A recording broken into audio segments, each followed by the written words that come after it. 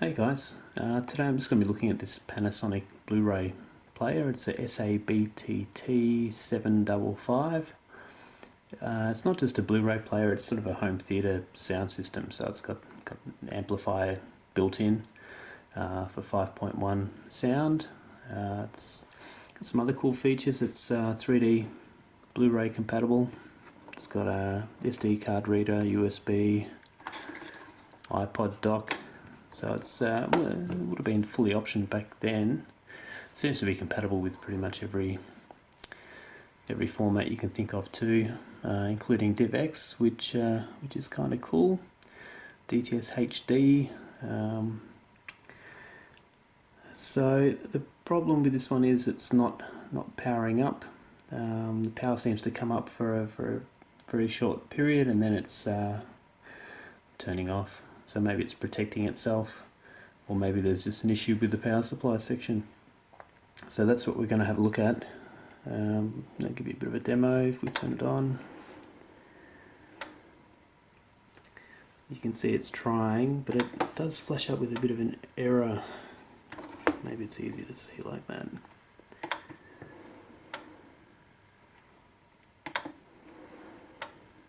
F76 seems to be the error that's coming up.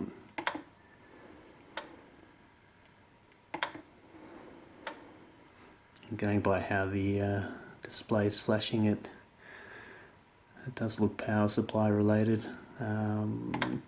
Possibly something shorting out or pulling the supplies low, but crack it open, have a bit of a look.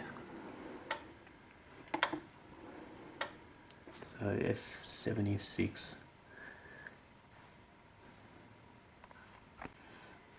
Just looking at the back, it's also got a port here for a wireless LAN card, Ethernet, HDMI, pretty standard, but it's got this digital transmitter card, which I've never seen before. No idea what that's for. Yeah, if you do know, stick it in the comments.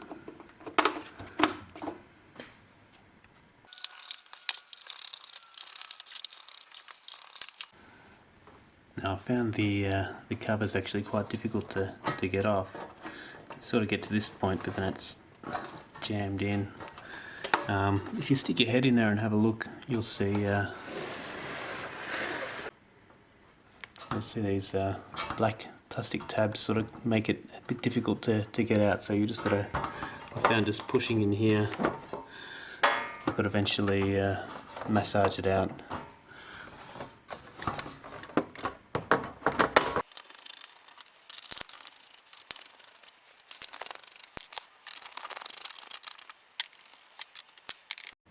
So it's just a little plastic PCB holder down there, kind of like what you have on your PC motherboards. So make sure you crimp that together, and once that gives, it should come out.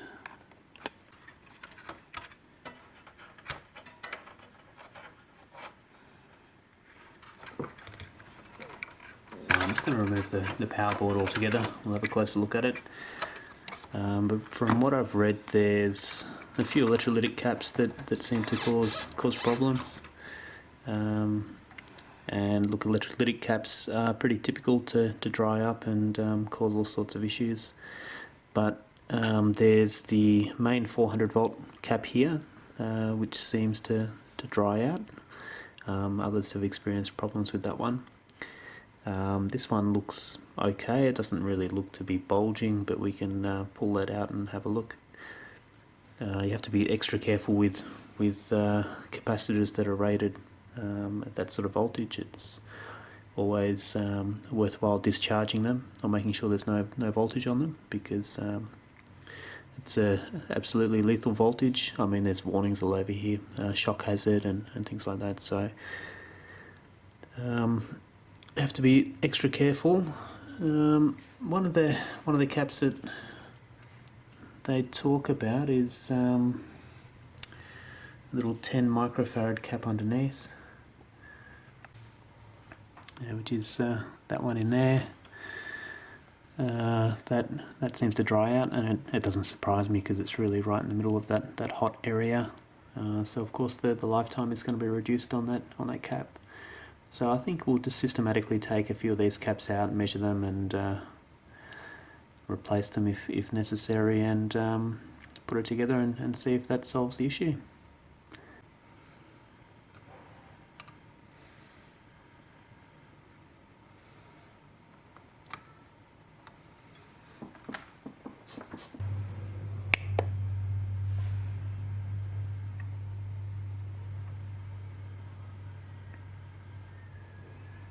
Yeah, so that's reading very low.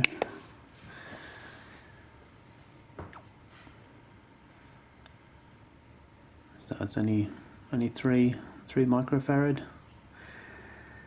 which is way less than the rated 10 microfarad. Almost a bit of a bulge on top, but that's definitely had it. So I think we'll start just by replacing that and see if that gets us going. So I've removed that 400 volt cap as well. That's reading relatively okay. It's a little bit below spec, but I don't know what the tolerance is on that, and I'm not sure how reliable this is for that sort of value capacitor. Yeah, maybe we'll put that one back in for now and we'll just try the other one. So I've got the new 10 microfarad cap placed in there. I've sort of mounted it horizontally, just in the hope that it's a little bit further away from the heat source and might prolong the life. So let's put it back together and we'll see if that gets it going.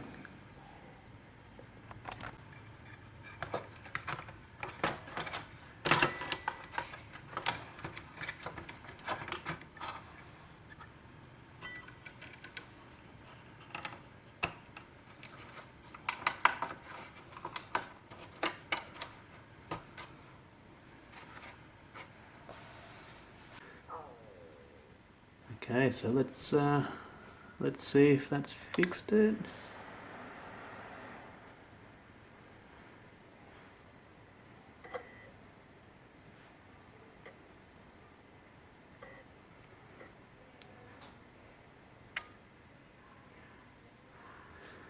Got a little bit further, but still coming up with an error.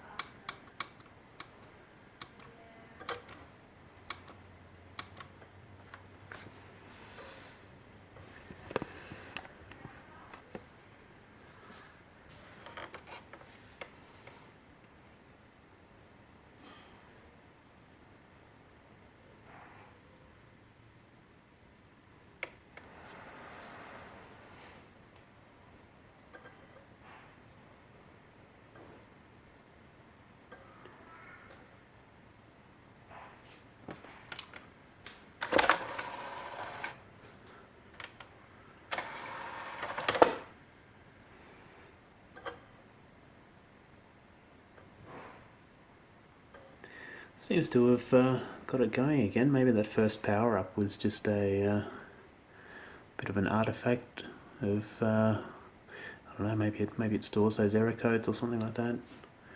It's definitely seems to Seems to be alright now.